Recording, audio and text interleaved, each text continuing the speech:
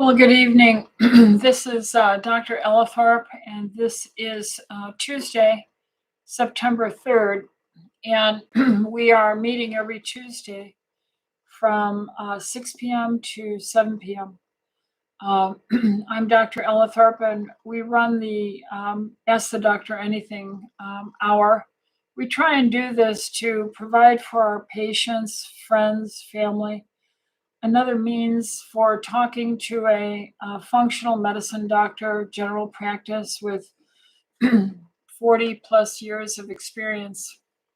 I notice that my throat is a little strained, and that's because I just got done babysitting for 3.5 hours with toddlers, my grandchildren.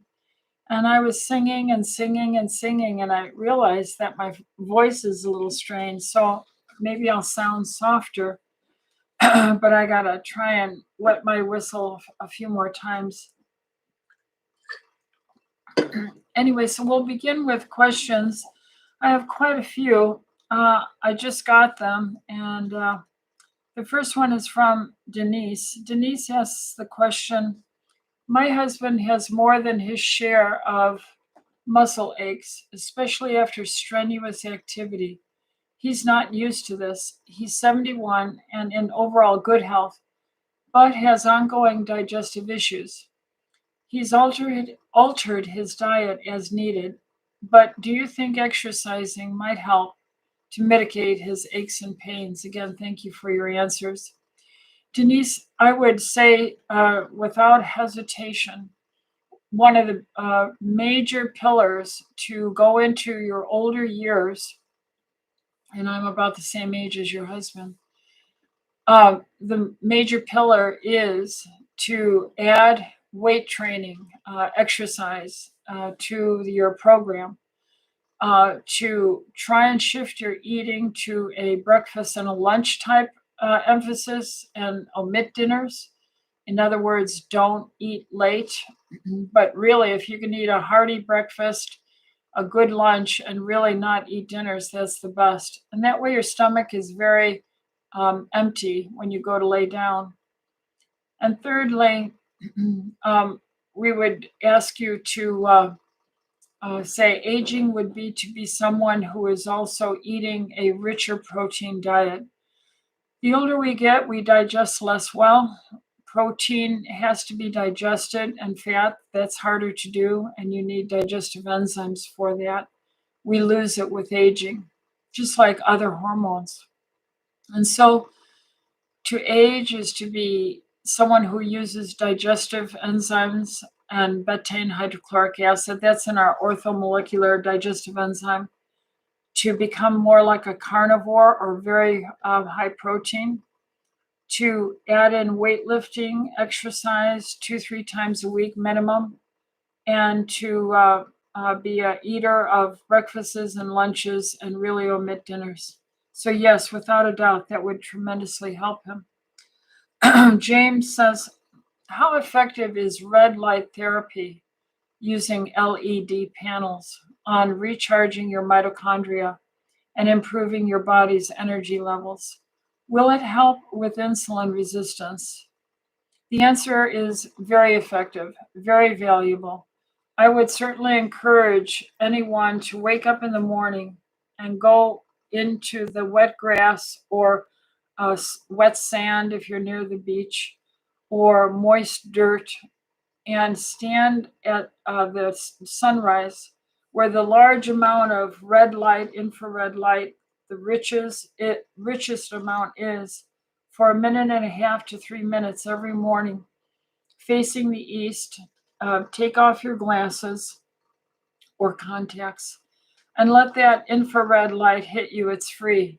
Everyone can start doing this in the morning, and do that on a barefoot, wet grass or wet sand or wet dirt.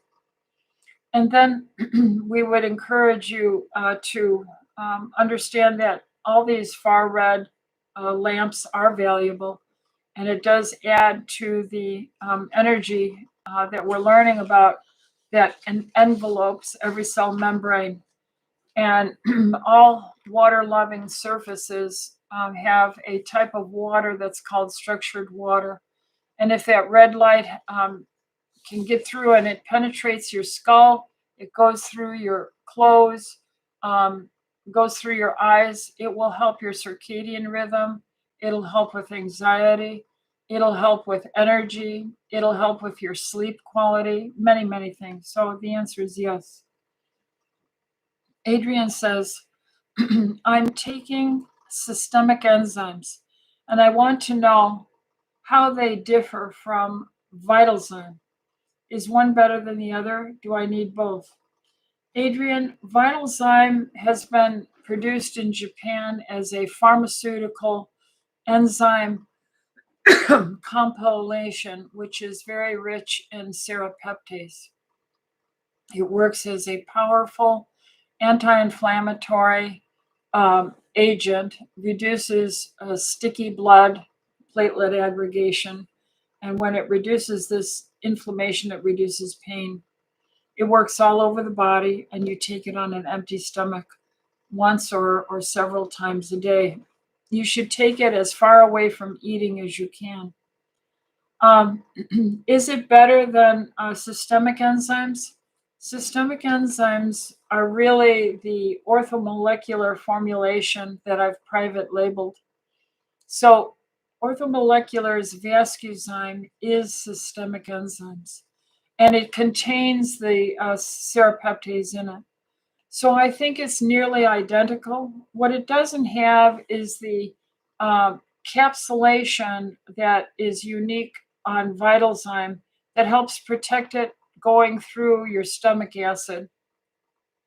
It does have a very good capsule, but the reason why it's a pharmaceutical in Japan is according to their bylaws of medicine, they want it listed as a medication, and they put the effort to put in that coding that's probably better.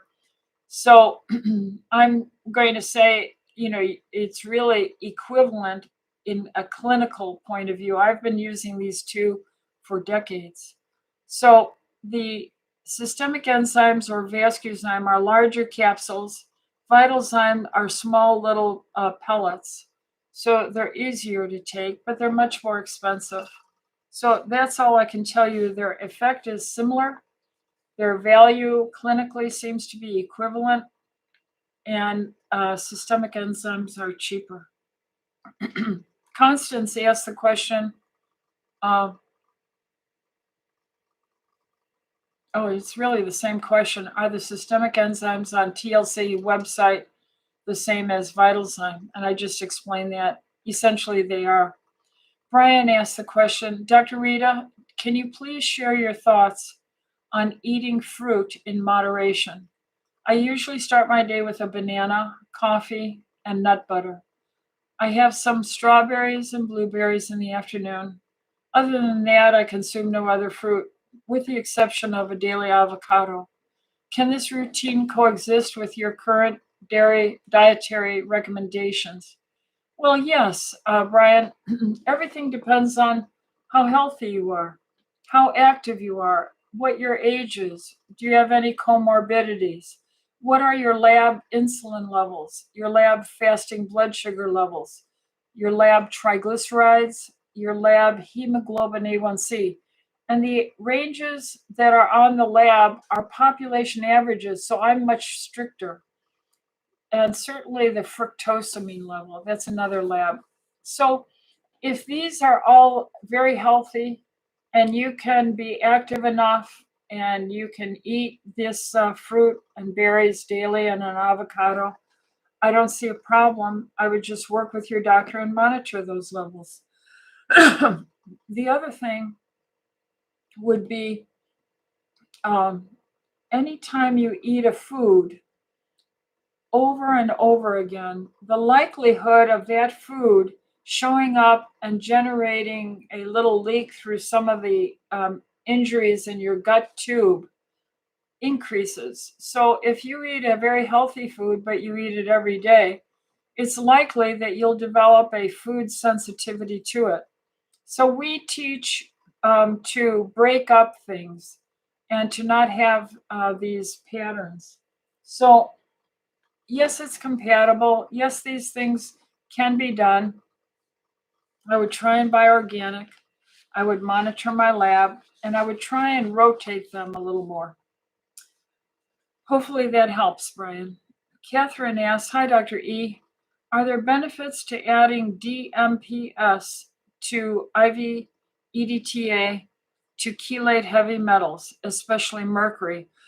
Are there risks with DMPS in the short term over a 40-week period of weekly chelations? Thank you kindly for your experience and information. God bless you, she says. DMPS is dimercaptopropane sulfonic acid. DMPS. DMSA is dimercaptosuccinic acid. I don't use these for chelating on any regular basis. I just use the DMSA, dimercaptosuccinic acid, as a one-time challenge. And then the reason is I don't like to introduce any increased risk for nausea, too rapid of a toxic metal move that can make headaches, neurological symptoms, fatigue, nausea, diarrhea. I just like to keep things very simple. Now, we give EDTA chelation to infants, toddlers that have accidentally eaten a paint on their toy or chip off of the windowsill or on their bed crib. And that tiny amount can create the neurological and gut severe reactions, even death. And they all tolerate EDTA, calcium disodium EDTA, ethylene diamine tetracetic acid. So I'm very conservative and I try and use the simplest things. So EDTA is what we use. And I do not use DMSA or DMPS simply because I get the same end result. I get the mercury reduced. I see nice reductions and have for many decades just using the calcium disodium EDTA. And I have massive experience in this over many, many decades. So DMPS, DMSA, why take the risk? Just use the old standard safe calcium disodium ethylene diamine tetracetic acid, or EDTA. Pamela asks, I had massive surgery 6 years ago, Cyto Reductive Surgery with HIPEC, HIPEC, and hot chemotherapy was injected into my abdomen. Lots of complications and additional surgeries. I have motility problems now. Neuropathy of the abdomen with slow motility.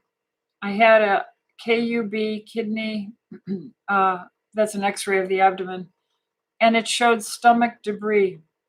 Research shows that it as a Bezor, a BEZOR. Bezors are usually from nervous anxiety and women chewing their hair and they swallow it and they can't digest it and it builds up as a ball, like a cat has a cat hair ball that they cough up. They don't digest it. I'm not sure that's true, but that's what she's saying. What is the treatment? Is this serious? Thanks. Well, Pamela, I would certainly find a functional medical doctor who is trying to incorporate functional medicine in with the standard of care. I don't know you. I'm not trying, nor are any of these comments meant to be personal medical advice, but general impressions for the types of questions people have. Yours is a specific problem, and you have physicians who know the diagnosis, your age, and many other things about you. But we can, with functional medicine, work alongside oncologists and all the specialists to optimize the function of the gut, the healing of the gut, improve the immune system and your nutrient levels. We can also promote detoxing. So when you work with a functional doctor, they'll look at all these things, all that you've been exposed to, including the surgery and types of problems you have, and start to construct a plan. It's very complex to do this type of medicine because there's many aspects that all come to play. And you may need multiple visits to gradually move yourself to an endpoint. Your age, your background, your comorbidities, your diet, your blood type, all these things play into this. So I would certainly ask you to work with your local doctor, but do find a functional medicine trained or experienced physician to help you along. And we've seen some wonderful support getting the gut performance back in. We've had many people who have cancer. They're under the care of their oncologists, and we treat them not for their cancer, but we treat people who have cancer to help them with all these issues, and we do see benefit. I hope that helps you. Sandra said, what is the name or website for the organization to look up integrative doctors in other areas? acam.org, acam.org.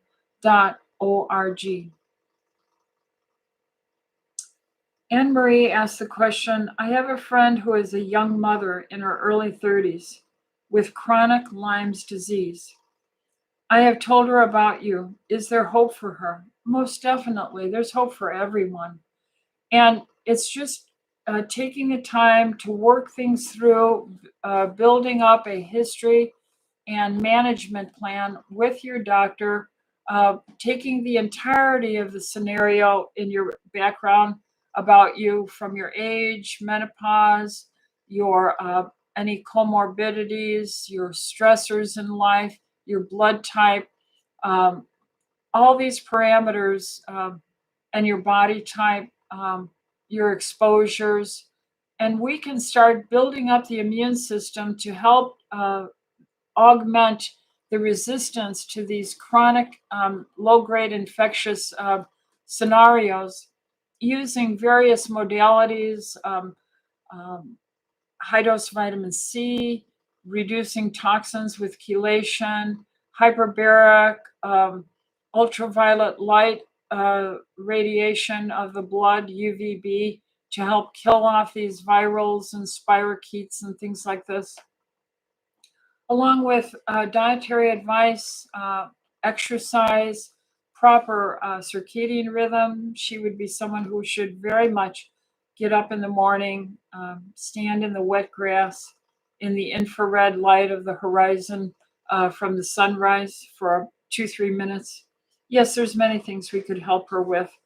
And then she should have an infectious disease probably to work with and work with us to ascertain where she's at in her treatment protocol for her history of Lyme's.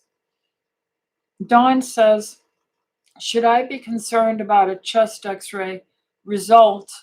And she reports peribronchial thickening bilaterally, no asthma, pulmonary function results, moderate diffusion impairment, and isolation reduction in diffusing capacity, and dyspnea on exertion. Also postnasal drip. I rarely have any mucus and don't feel postnasal drip, but have chronic sore throat. Is loratadine good? Please let me know your thoughts. This is very complex, Dawn. We would have to know a lot more about you. It would certainly be more serious, if you were a long-term smoker, if you had any known heart disease, ischemic heart disease, peripheral vascular disease, how active you are, if you've done a stress treadmill. There are many parameters that will aggravate something like this. And then there are many people that just have chronic bronchitis. Some people have cystic fibrosis, and we've managed them for decades here, doing chelation, high-dose vitamin C, giving them mucolytic agents, iodine, N-acetylcysteine, glutathione IVs, checking their antioxidant assays, doing their blood oxygen saturation levels, helping them to gradually work in physical therapy and build up their tolerance to exercise and their exertional capacities. So there are many things that we can do. So I would have concern simply because I don't know who you are and what the comorbidities, background, age, weight that you might have. So this has to be followed with your doctor and discussed. So that's the best I can suggest for you. Don also asks, what is the difference between TLC Energy Core and the TLC Multi Mineral? Well, TLC Energy Core is a multi-mineral vitamin. So it contains the broad spectrum of all the vitamins that we know of that should really be in a comprehensive multivitamin mineral. The B vitamins, the antioxidants, the minerals, some of the other trace minerals, some iodine. So it's a whole multivitamin mineral complex. Whereas the TLC Multi Min is strictly a higher dose amino acid chelated multi-mineral. So it'll have the various ones in it and trace minerals, but it won't have the B vitamins or iodine or things like that in it. Slovig says, hi, do you have a natural product to replace Ondansetron, which is Zofran, for nausea? Doctor prescribed it for head nausea that started after I had strabismus surgery in my right eye on May 1st, 2024. Unfortunately, I still have blurred vision and bad nausea in my head. I also have pain behind that eye, but maybe it's from my right upper wisdom tooth that won't grow in. 3 others are in. Slovak, I would certainly encourage you to work with your functional medicine and your ophthalmological consult to make sure everything is going in the best direction possible. Fasting is very helpful for nausea of any sort. Fasting is helpful to stimulate growth hormone release and promote in spurts. Like I'm on my Labor Day fast right now, so I do that for several days. So maybe that's another reason why I'm a little bit tired. I would certainly recommend, a 2-day, 48, at most 72-hour fast. Hydration, half your weight in pounds as ounces of water every day. Rich amount of systemic enzymes like the Vitalzym or the Systemic Enzymes Vascuzyme twice a day, say 5 roughly twice a day on an empty stomach. I would probably then go carnivore for 2-3 months to richly build up that muscle. Strabismus is a muscle problem with the 6 muscles that help you move your eyes together. When you don't move in unison, that gives you a signal also back that things are off if your vision parameter in each eye isn't well coordinated. So there's many things that I would look at doing that, and I would talk to your functional doctor and work with your ophthalmologist closely to get the best solution. So no, there's no individual supplement that acts as an anti-nausea agent. There's just this lifestyle that would work. Mona says, how would I test for malabsorption? I have severe chronic constipation and taking vitamins and supplements, but fear I'm wasting time and money if not absorbed. What information would you need about me to answer this question? Thank you so much. She lists here, she's a type A blood, 55-year-old, had a hysterectomy. She drinks, I guess, plenty of water, lifts weights, is up with the sunrise. She had a negative Cologuard, and she's hypothyroid and bloating. Well, I would strongly recommend a good functional medicine doctor and to work with your gastroenterologist. I would want to know that you've at least had one colonoscopy in your life, no family history of colon cancer. You would certainly need digestive enzymes whenever you eat. I would try the digestive enzyme with both vitamin C and the magnesium chelation. And why I say it that way is you can take a vitamin C capsule, one every half hour, until you feel that potential sensation to have a bowel movement. Maybe it'll take you taking in 6 or 8 or 10 vitamin C capsules. The magnesium is our TLC Multi Min. So if you drink enough water, half your weight in pounds as ounces daily, if you try a oral vitamin C supplement every half hour, but the magnesium TLC multimineral would just be at most probably 3 twice a day. That should begin things. I'd want to know your thyroid level, your free T3 level. Hormones help. Estradiol helps with bowel movements. Exercise helps. Enzymes help, the digestive enzymes. Anti-inflammatory systemic enzymes help. Serum bovine immunoglobulin, IgA, which is the SBI Protect powder mixed with phospholipids twice a day. And a very gut calming diet, which would be a carnivore diet for a season, like 2-3 months, working with your functional doctor and your gastroenterologist. And usually we see things moving that way. So hopefully you can find some help. The next one is, on my second page is, Christine says, I've got bladder infection that did not respond to Monurol. That's a new antibiotic just for urinary tract infection. It's a type of mycin, phosphomycin. Yeah, what's the name of that? Phosphomycin, something like that. Anyway, now I'm taking Bactrim. That may or may not be working, but is putting me at risk for a recurrence of C. diff. Is there a better way to treat UTIs?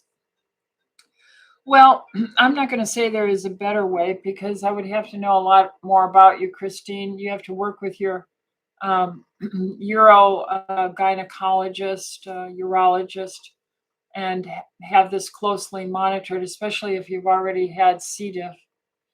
But gut health is very much important. So a complete digestive stool analysis. And also for the lady before, I hope I told Mona I would want a complete digestive stool analysis. And then hormone replacement would be very helpful to help the lining of the vaginal area and the periurethral area, your testosterone level to help with the muscle contraction of the pelvic floor, and possibly womanology, which is physical therapy for the pelvic floor in women to help with the position posturing. I don't know if you've had children, if you've had a bladder lift or not. So there's many things that we would be talking about. We'd have to know where your blood sugar level is, because higher American diet of blood sugars are depressing our immune systems. So there are many things, Christine, that go into this answer, but many areas that we could begin to help you with. Hopefully that gets you a good start. Jill says, what is the best way to test for heavy metals? Blood, hair, urine? Thank you. P.S. I do have a new patient appointment at TLC. It's at the end of October, so I was thinking to get testing done prior. I just started reading your book, Detox Outside the Box. Jill, I would probably recommend that I'm going to say in my over 40 years of doing chelation and heavy metal reduction that hair and blood just are not where the answer is. It's in the challenge. It's the urine. It's a reproducible picture with a known amount of kidney function, a known amount of calcium disodium EDTA with the DMSA capsule, and your volume of urine and how much came out. So if we give the same test to everyone, it's the most reproducible, repeatable, scientific way to look at this. The challenge is the name that we give it, which is our standard treatment to get a picture of the burden people have. And it screens for 21 metals. And it's the response to your body's ability to release. And there are many things that go into it: your general health, your age, other medications you're on, how good your kidney function is, how hydrated you are. And so all these factors can impinge upon your body's release of these toxins. But if we compare you with yourself after about 30, 40 chelations over the course of a year, then we can get a pattern. And with experienced chelating physicians, we usually see great benefit with this. So I'm going to say it is the urine challenge test. Next question is Constance. When taking a fasting morning blood test with glucose reading included, does it matter if the blood is taken at 6:30 a.m. or 9 a.m.? I think I remember you saying it did, but not sure why. Thank you and God bless. Well, there is what we call a dawn effect. The stress of waking up, the cortisol that kicks in around 4:30 in the morning is a known mobilizer of glucose out of the gluconeogenesis, glycogen stores, out of the liver, out of the muscle tissue. And so that can create a false spike in your blood sugar for very early morning levels. However, if your doctor knows you and knows that you're coming in the early morning, but can look at all the other parameters, they can well understand, if they're well trained, that this is the morning dawn effect. If you wait until 9 or 9:30, then that dawn effect should be over with, and we would see more of a typical, true fasting blood sugar without the kick that cortisol gives.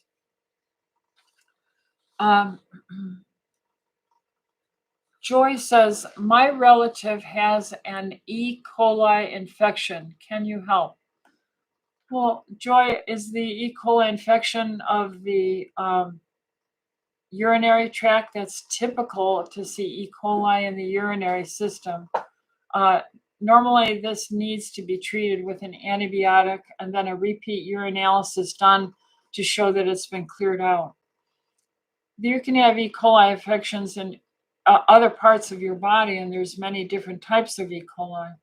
So we would have to know more. But you see, if you build up your health, if you build up your immune system, if you exercise and build up your muscle mass and your ability to burn sugars down, increase your circulation with exercise, adequately hydrate yourself so you have optimal cell membrane energy potential that water gives to the cell membrane, morning light, a low carb diet, not eating late, a diet rich in protein to make your white blood cells to fight infections off. There are many things that go into building up a healthy immune system and a good nutrient profile. So the answer would be yes, we can help anyone. But there are so many unanswered questions about this open-ended question, I would have to leave it at that. Lynn says, hi, Dr. Rita. I have a friend in his late 50s, full Navy career as a diver. He developed a lung condition called Barrett's esophagus. Well, Barrett's esophagus is not a lung condition. although you can get reflux, and that reflux out of the stomach acid into the esophagus can climb up to the throat and create inflammation and have like a silent aspiration. That's a potential thing, which would, in a backhanded way, impact the lungs. She states currently the VA is treating him with chemotherapy. Chemo? He has been approved for a TIF procedure. I don't know what that stands for, Lynn, TIF. However, the rehab of 6 to 8 months pretty much out of the question as he runs a ranch in Montana. Any insights or suggestions? That's not enough information, Lynn, for me. And I don't know what TIF procedure stands for. And then there's the challenge that Barrett's esophagus is a lung condition. You would have to think of a silent aspiration or that kind of condition. Barrett's esophagus can have such chronic inflammation that you would get cancer at the site of the chronic inflammation of the acid into the esophagus. And then if you had cancer, you would need procedures, maybe surgically, and chemotherapy. Now, given all that vagary, and I'm not exactly sure the whole nature here, we would certainly let him know that the eating just a window of time, let's say breakfast to lunch, and then fasting 18 hours or 20 hours a day. And that food really should probably just be a carnivore diet. So if there is cancer involved, you're going to help starve the cancer. Plus, all that protein will help build up white blood cell and the nutrients for repair and a good immune system. Proteins in a carnivore diet are so satisfying and satiating that your hunger becomes not a problem if you become a carnivore. Using certain nutrients, finding a functional doctor that can give high-dose vitamin C and monitor him that way. Finding out his blood type. He may already need digestive enzymes to help him digest his food. I would need to know him better and his blood type to answer that. So systemic enzymes can reduce inflammation. The chelation will improve the microcirculation. The vitamin C helps to work as a pro-oxidant to kill off cancer stem cells. The diet would tend to starve cancer. The eating just breakfast and a early lunch in a 4-hour window will tend to keep all the food and the use of the stomach early when you're upright so that there isn't any reflux. High-dose vitamin D, he would probably be benefited with the vitamin DK2, 20,000 international units, but again, that needs to be tested to make sure his levels reach adequate levels and don't get too high. So there's many things that could be done and supportive of him. But again, it's quite vague. So find a good functional doctor, find your local GI, and it sounds like he's under the care of an oncologist with chemotherapy, and all should work together to help him. Hopefully that helps. Krista says, hello, my dad had a triple bypass at age 65, and my dad's brother had a bypass at age 55. And now his son, my cousin, just had a triple bypass over the weekend. I am 55, and this seems to be genetic. And I would like to know how to avoid this occurrence in my life if possible. Well, Krista, it's probably more lifestyle because the American diet promotes with a high carb, high insulin, endothelial damage along the blood vessels, and that creates the chronic irritation, inflammation to attract plaque formation. So I would definitely find a good doctor who will check your fasting blood sugar, insulin, triglyceride, hemoglobin A1C.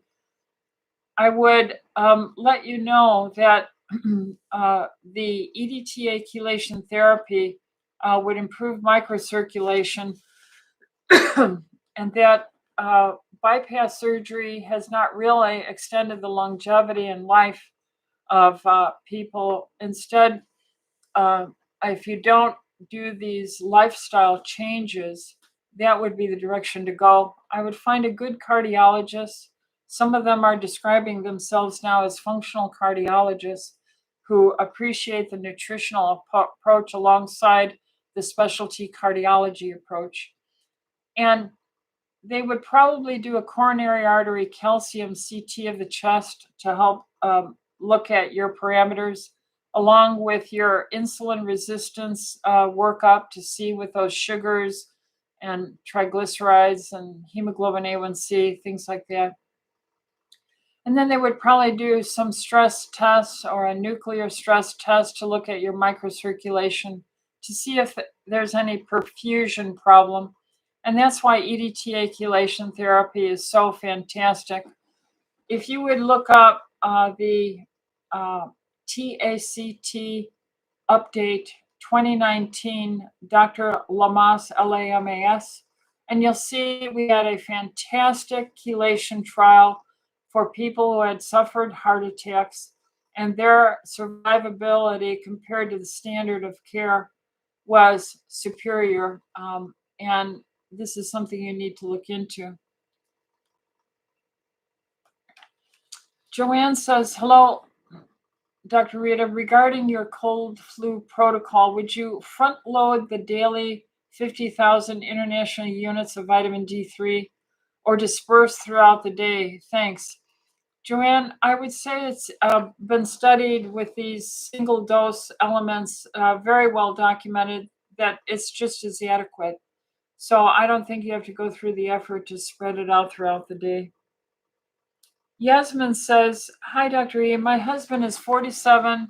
He has bradycardia or a slow heart rate. All of his tests came back good and the heart looks good, but he still isn't 100%. He's tired. The heart rate is in the 40s at nighttime. 50s is the average resting heart rate.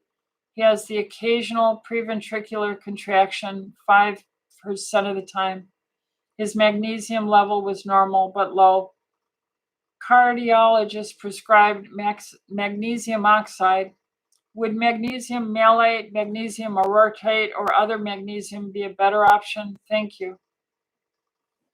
I would say he probably should get up in the morning, put his feet in the wet grass at sunrise for 1.5 to 3 minutes, and help his ions, his level get improved.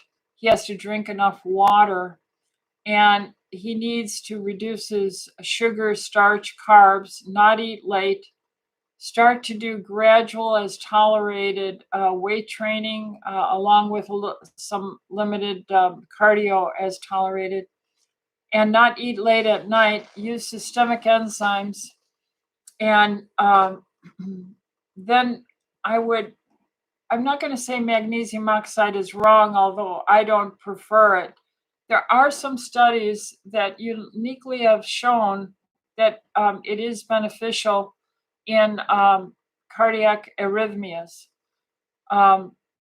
There are many types of magnesium, and the amino acid chelated magnesiums do various jobs throughout the physiology of the human body. Therefore, I'm not going to say magnesium oxide is wrong, but if he did chelation therapy to improve his microcirculation, I would certainly expect the magnesium that's in it and the microcirculation enhancement to benefit him. As long as he's under the care of a cardiologist who are monitoring his electrochemical physiology of his heart and he's doing well, I think he should be able to work with a functional doctor alongside the cardiologist to see him improve. And exercise has to be a feature of this with weight training. He might need testosterone. He may be very low in his testosterone level, and that would be very helpful to his cardiac performance. So there's many things. So you have to be seen. You have to be working with your cardiologist and a functional specialist. Elle asked the question, would hyperbaric oxygen chamber help at all with ALS, amyotrophic lateral sclerosis patients? The answer is yes. We really do strongly believe this is an autoimmune from the gut. You should have a good functional doctor working for gut health. The natural antihistamine quercetin has been found to be beneficial. Chelation has been found to be beneficial. Avoiding food allergies, getting your immune profile for your food sensitivities, getting a complete digestive stool analysis, along with hyperbaric. All these things tend to help very much, yes. Hormone replacement therapy helps ALS. A carnivore diet helps ALS in the rich repair of the rich membranes of the brain, and the nerves are full of phospholipids and cholesterol. Gail says, hi, Dr. Ellithorpe. Thank you for taking my question. Very much blessed by you and your whole staff. Well, we try. We do our best to try and put it all together. Not all the time do we please everyone. I am a 71-year-old woman, 185 pounds, 5'5". I have had heel spurs, and my podiatrist gave me cortisone injections. A year later, I fell and broke the metatarsal in my foot. Which one? Probably the fifth is the most common. That's the one to the little toe. What can I do to heal spurs naturally? Well, spurs usually are at sites where there's chronic irritation, the pull of a tendon, having a poor posture, having weight distribution problems that put a strain on your gait, the way you walk, pulling on the tendons attached to the bones, then creates inflammation. That inflammation then gets calcium deposited. So doing exercise, weight training, physical therapy, posture, addressing your posture, getting to an optimal weight is tremendously beneficial.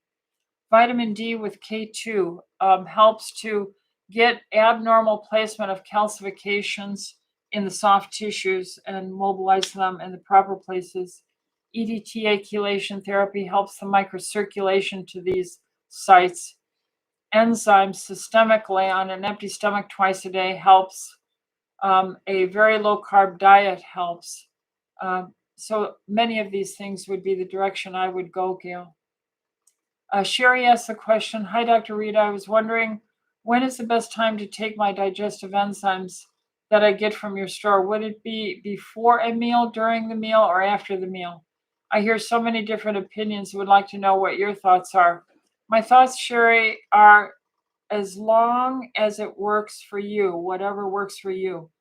I always take mine after I've eaten because I can get called away at a moment's notice and not have time to eat anything. And if I took my digestive enzyme anticipating I'm going to sit down and eat, then I'm stuck with this acid extra in digestive enzymes in an empty stomach, which is unpleasant. So whatever works for you. There's no best and no research published data that I'm aware of, I doubt exists, that clearly identifies that before eating, in the middle of the meal, taking it, or even an hour, 2 or 3 hours after eating. Now, in my 70s, I will forget to eat. I will forget to take my digestive enzymes, and it might have been 2-3 hours since I ate. But I know at my age, my stomach is not emptying like it did when I was younger. So I'll take my digestive enzyme even 2, 3, 4 hours after eating to help the digestion and the food that's just sitting there, which will help promote the opening of the pylorus and dumping it into the duodenum. So you have to have enough stomach acid so it doesn't sit in your stomach and burp up and give you bloating. Christine says, one more UTI question. I have been prescribed estradiol to use vaginally to help prevent recurrences. That's good. However, I've been told to do multiple cardiac comorbidities, told due to multiple cardiac comorbidities that I should not use it due to increased risk of stroke or heart attack. Is this true or just another medical myth? Christine, if you are a low carb, exercising, water drinking, systemic enzyme using person who does intermittent fasting, natural hormone replacement therapy has never been shown to be a comorbidity confounder for heart disease, stroke, and clotting. I've never seen it in all my years, and I've dealt with everything. I have people with clotting disorders that tend to promote clotting, and they still are on natural hormones, and they've never clotted for the decades I've managed them. Now, if you're going to do the good lifestyle, low carb, drink enough water, take systemic enzymes, exercise, and these things I've never seen complicated by hormones, natural hormones. Hayden says, what do you feel is the healthiest type of protein powder? I don't like protein powders. I like eating real meat, fish, chicken, turkey, beef, eggs. I'm currently using a non-soy-plant-based one with no sugar added, as well as grass-fed collagen powder. I'm in my mid-40s, but I also give it to my teenagers and young adults to try to get in enough protein. I would use the amino acid called Perfect Aminos. Perfect Aminos. It comes as a powder and the aminos. This way you know you're getting all the essential amino acids in, and that's the only thing that I would supplement with. The rest is very controversial. And then the last page is Brian says, last week you couldn't get to my question. Here's a repeat. I'm a 65-year-old healthy male. My diet consists mainly of meat, eggs, fish, vegetables. In the morning, I eat a banana, some organic nut butter. Oh, I think I got it already. In the afternoon, maybe a few berries. Other than what I already answered this, Brian. And so it depends on other aspects about your general health. And I do recommend that you rotate things and not have a chronic pattern, because the more you eat something, the more likely it will become a sensitivity.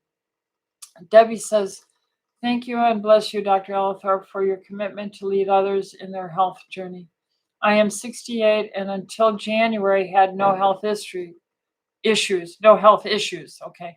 After a small stroke, I take weekly IV chelation and use the detoxin suppositories. What are your thoughts on retinal auras? Thank you. You know, one of the things that helps the retinas is getting up in the morning and getting your feet in that earthing, grounding, wet grass, wet soil, wet sand. And for a minute and a half, 3 minutes, let that infrared take off your glasses or contacts so it can get into past your skull and through your eyes, through your clothes. And we're seeing improvement there, especially if you're already chelating. I think systemic enzymes need to be taken.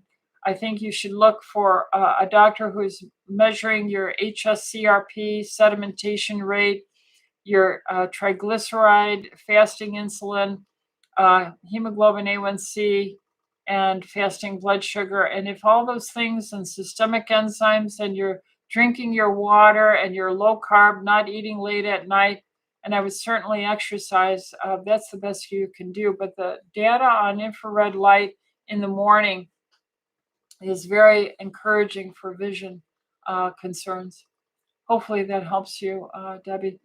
John says, I have an insulin level of 4, a hemoglobin A1C of 6.0, and a fasting glucose of 110. Does that mean I have an insufficient insulin level to process my amount of glucose? Well, the HOMA-IR test for insulin resistance, HOMA, capital I, capital R, insulin resistance, that's multiplying your insulin time your fasting blood sugar, so you would be 440. And that would put you at a HOMA-IR level, if I can do the math in my brain, somewhere around a 1.1. A 1 or less, or getting under 1, means you're not insulin resistant. So this is something you do have to address and look at. Either you need to do more weightlifting, build up your muscle mass to burn down the volume that you're eating of carbs, starches, and fruits, or you'll have to do some time-restricted feeding, more intermittent fasting, or periods of fasting for a day, 24 hours to 48 hours, once a week, or 2-3 times a month. So there's various ways to address this, but overall, you have to work on building up your mitochondria and your cell membrane health to pull down the glucose and the hemoglobin A1C. Although I will say there's a caveat: if you are very low carb, but it doesn't look that way with the fasting glucose, unless you did it right at 6 or 6:30 in the morning, and that's a dawn effect reading. Those people who eat a very low carb diet and their blood sugars on the continuous glucose monitoring sticks that they put on the arm, if you're always between 50 and 100, then you truly are chronically in the low glucose range, and your red cells last longer. And remember, the hemoglobin A1C is a red blood cell sampling, and so if yours are living longer, they're going to have more experience to have possibly bumped into a glucose and get it stuck to it. So we're starting to realize some people who are really very healthy and low carb actually do have some higher hemoglobin A1Cs. So John, it's complex, and that you have to work with your doctor and look at these various issues. We have a couple minutes left. I'm going to go to the live ones. We have one that says, someone saying hi, Jilly, hi to you. And Constance says, will getting a blood test including glucose levels differ if blood is drawn to 6:30? We answered that already, yeah. BP says, what do you think about systemic enzyme supplementation? I love it, and you need it with aging. Constance says, my question was whether the time of the blood test affects the glucose number. The answer is yes. The dawn effect can falsely bump it up if it's very early in the morning. Amy K says, what supplements do you recommend for colitis? I recommend a carnivore diet to most of my colitis patients, and that they only eat like breakfast and lunch, that they take the SBI Protect powder with the phospholipid powder mixed in some warm water, like you're making a baby bottle of warm, tepid, and you drink that cup first thing in the morning and last thing at night. And then I recommend the vitamin D. I recommend the TLC multi-minerals. I recommend the D with a K2, at least 10,000 international units. And then I recommend TLC Energy Core and a probiotic. Initially, I start with a powdered probiotic called Orthobiotic Probiotics 225 powder packets, and I mix that in one of the 2 drinks of the phospholipid SBI Protect powder.